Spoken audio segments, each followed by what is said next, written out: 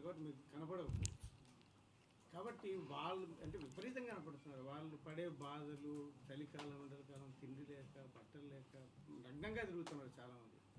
వాళ్ళ విషయంగా మీ medical department ఏం కోరుకుంటుంది? ప్రభుత్వం వైపు నుంచి చర్యలు తీసుకుంటున్నాయి. చాలా చోట రిహాబిలిటేషన్ సెంటర్స్ కూడా ఉన్నాయి. దీనికి ఎన్జిఓ సహకారంతో చేస్తూ ఉన్నారు.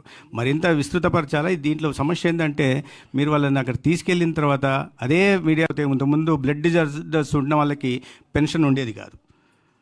అట్లే విధంగా మస్కులర్ డిస్ట్రఫీ ఉన్న వాళ్ళకి పెన్షన్ ఉండేది కాదు. వీళ్ళనందరినీ కూడా ఇప్పుడు పెన్షన్ దీంట్లోకి కొత్తగా ఒక 8 వీటిని చేర్చడం జరిగింది.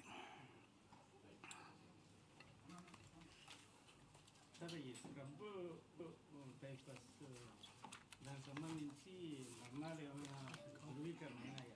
ఈ మధ్య ఏం ధృవీకరణ కాలేదు. ఏమంటే ఇవాళ స్క్రబ్ టైపర్స్ ఎప్పుడు ఉన్నదే, 100 సంవత్సరాల పైనుంచి ఉన్నదే, కొంచెం డార్మెంట్గా ఉంటుంటుంది. వాటికి కొంతమంది కోమార్బిడిటీస్ ఉన్న చోట వాళ్ళకి ఇబ్బంది ఉంటుంది. కొన్ని మరణాలు జరిగాయని చెప్పారు. దాని మీద జరుగుతూ ఉంది. ఎందుకంటే పాత వీటిలో జరిగిపోయిన తర్వాత 15 రోజులకి 20 రోజులు చెప్పడం జరిగింది. దానికి పరీక్షలు ఎక్కువ ఎందుకు కేసులు వస్తున్నాయి